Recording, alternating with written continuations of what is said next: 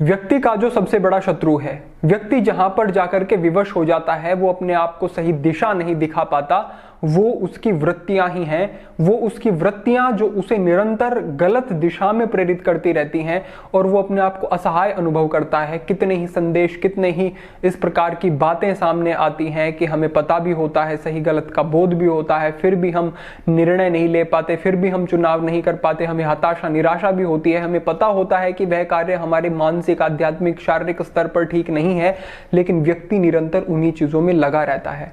अब चाहे वो ब्रह्मचर्य रक्षा की बात हो, चाहे वो आपके आकर्षण की बात हो किसी दूसरे व्यक्ति के प्रति, या फिर आपका इस प्रकार का व्यवहार हो कि मुझे ऐसा दिखना है, वहीं पर ऊर्जा लग रही है कि मेरा प्रदर्शन कैसा है, मैं कैसा दिखाता हूं अपने आप को दूसरे व्यक्ति के सामने। इतनी बड़ी ऊर्जा का जो स्रोत हमारे पास है, उसका हम व्यय कहां पे कर रहे हैं, ये बड़ी ही देखने वाली बात है। और जहां पर व्यक्ति को उसका उपयोग करना चाहिए, सही दिशा में जहां प्रयोग करना चाहिए, अगर 100% व्यक्ति उसी दिशा में पूरी ऊर्जा का अपनी प्रयोग करे, तो ऐसी कोई संभावना नहीं है कि उसको उसके अभिष्ट लक्ष्य तक पहुंचने में कोई बाधा हो, कोई कठिनाई हो, क्योंकि वो एकाग्र हो गया। वो बड़े बड़े कार्य कर सकता है फिर जीवन में। आप देखें उन व्यक्तियों के जीवन को, जो व्यक्ति जीवन में कुछ विशेष और बेहतर कर पाए हैं, उन्होंने डिस्ट्रैक्शन को कितना हटा दिया।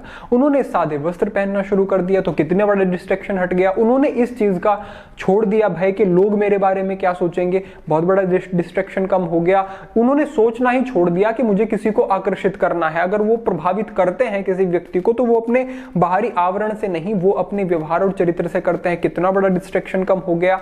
तो ये सब जो वृत्तियां हैं, इनको एक एक करके छोड़ना होगा। इनसे ऊपर अपने जीवन के स्तर को उठाना होगा। ये देखना पड़ेगा कि जीवन में यही चीजें प्राथमिक रखनी है या फिर कुछ अच्छा बड़ा उद्देश्य रखा जा सकता है जीवन का। अगर आपको ये अनुभव हो गया कि मेरा जीवन इन सब चीजों में नष्ट होने के लिए नहीं है, तो बहुत अच्छे सुंदर परिणाम ला सकते हैं आप। अब वृत्तियों को कैसे रोकें, वृत्तियों का नियंत्रण कैसे रखें हमेशा, इसके लिए आपको मैं एक दृष्टांत बताता हूं। दृष्टांत कुछ इस प्रकार से है कि एक बार राजा जनक के पास एक शिष्य आता है। वो ऋषि का पुत्र था, लेकिन फिर भी वो बड़ा परेशान था कि मेरा मन बहुत चंचल है। मैं अगर बाजार में भी निकल जाता हूं तो मैं इधर उधर की सज्जा की चीजों को देखने में लग जाता हूं। मैं ये चाहने लगता हूं कि मैं ये खरीद लूं, मेरे पास ये वस्तु हो, इत्यादि इत्यादि। मेरा व्यवहार जैसा होना चाहिए एक ऋषि पुत्र होने के नाते, या जो मेरा ब्रह्मचर्य जीवन है, उस ब्रह्मचर्य जीवन की जो मर्यादाएं हैं, जो सादगी है, जो स्वाध्याय है, जो उच्चता है, उसको मैं प्राप्त नहीं कर पा रहा हूं। इसके लिए मुझे क्या करना चाहिए?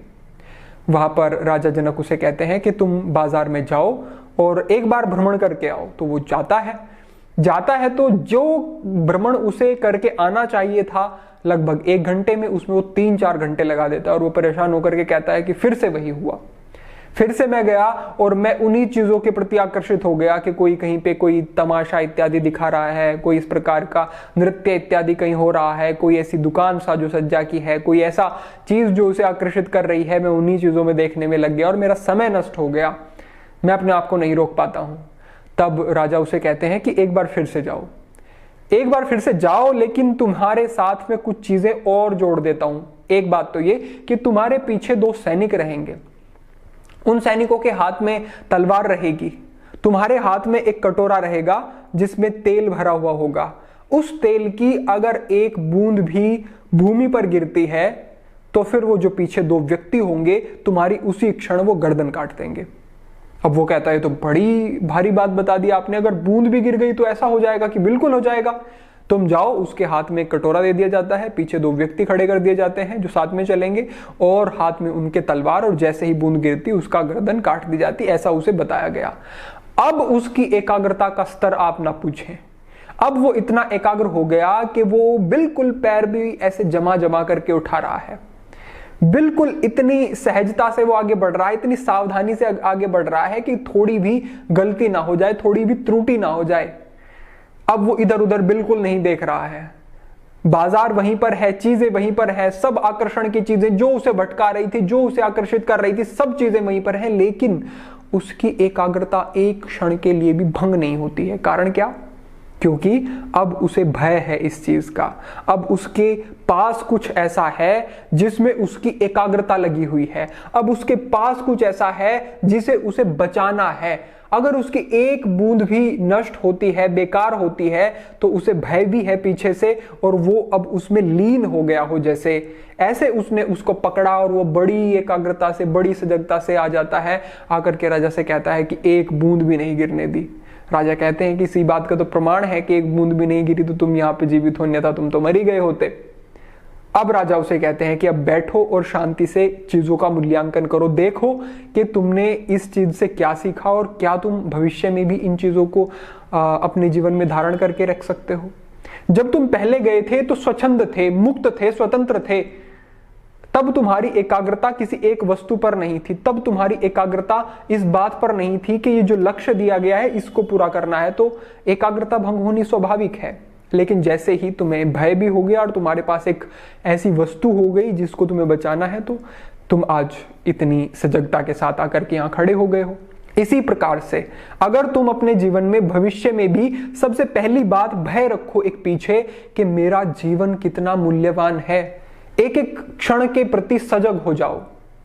अगर तुम थोड़ी सी चीज भी किसी को कुछ देते हो, कुछ उपहार में कुछ उधार देते हो या कहीं अपना धन व्यय करते हो, तो उसके प्रति बड़े सजग रहते हो, लेकिन समय के प्रति नहीं, क्योंकि समय से ही सब कुछ बंधा हुआ है। चाहे धन है, समृद्धि है, वैभव है, साधना है, प्रगति है, मोक्ष है, कुछ भी प्राप्त होगा तो समय की धुरी पर घूमता हुआ ही तुम्हें इस संसार में दिखाई देगा। तो समय के प्रति सजग रहना तो बड़ा ही आवश्यक है, अनिवार्य है। इस बात को समझो। एक तो समय को आपने समझ लिया और महत्व दिया, उसको बचाने की कोशिश की। दूसरा, अपने आप को एक लक्ष्य दिया जिसके प्रति तुम एकाग्र रह सकते हो। तीसरा, तुम्हारी सोच भी उसी के आधार पर परिष्कृत होती गई, एकाग्र होती गई, और तुम्हें ये बोध हो सका स्पष्ट रूप से कि क्या मेरे लिए हितकर है और क्या अहितकर है।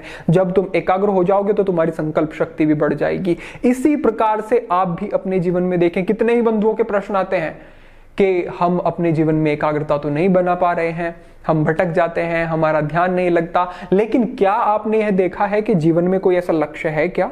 जीवन में वो सात्विकता है क्या? जीवन में ये भय है क्या कि हमारा जीवन व्यर्थ ना चला जाए? जीवन के मूल्य को उस स्तर पे समझते हो क्या?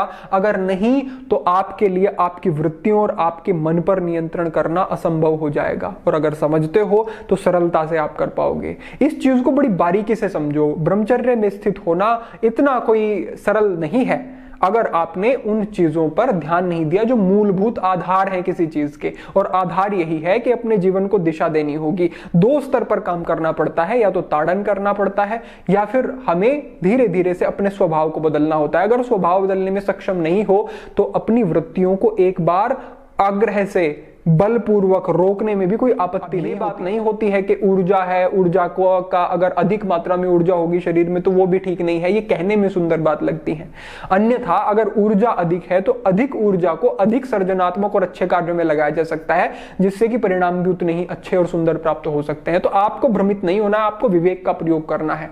कितने ही व्यक्ति अपनी अपनी विचारधारा, और मुझे नहीं पता कि किस विचारधारा से प्रेरित होकर आपको पथ भ्रष्ट करने की कोशिश कर सकते हैं, लेकिन आपकी अपनी सजगता का क्या स्तर है? आप अपने जीवन को कैसे देखते हो, कैसा बनाना चाहते हो, आपके अब तक के अनुभव क्या रहे हैं? अगर इस दिशा में नहीं सोचोगे तो बड़ी कठिनाई हो जाएगी। तो थोड़ा सा बोध लगाओ, थोड़े विवेक का प्रयोग करो, अब तक के अपने जीवन को देखो, अनुभवों को देखो, उन अनुभवों से सीखो और आगे जीवन को बेहतर बना लो। और एक और बात, कभी कोई देर नहीं हो रही है, जब से शुरुआत करोगे तब से सुंदर परिवर्तन आ सकते हैं। तो ये छोटा सा आपका मैं ध्यान आकर्षित करा रहा हूं और एक बहुत महत्वपूर्ण प्रेरणा है ये आपके लिए। कमेंट के माध्यम से बताओ कि जीवन में क्या चल रहा है, क्या आपके पास आपके लिए एक सार्थक लक्ष्य है, क्या आप अपने समय के महत्व को समझते हो, क्या जीवन को दिशा देने के लिए आप तत्पर हो? अगर हाँ, तो जीवन में निश्चित रूप से आप बहुत सुंदर परिवर्तन कर सकते हैं। आज के लिए इतना ही। ओम नमः शिवाय।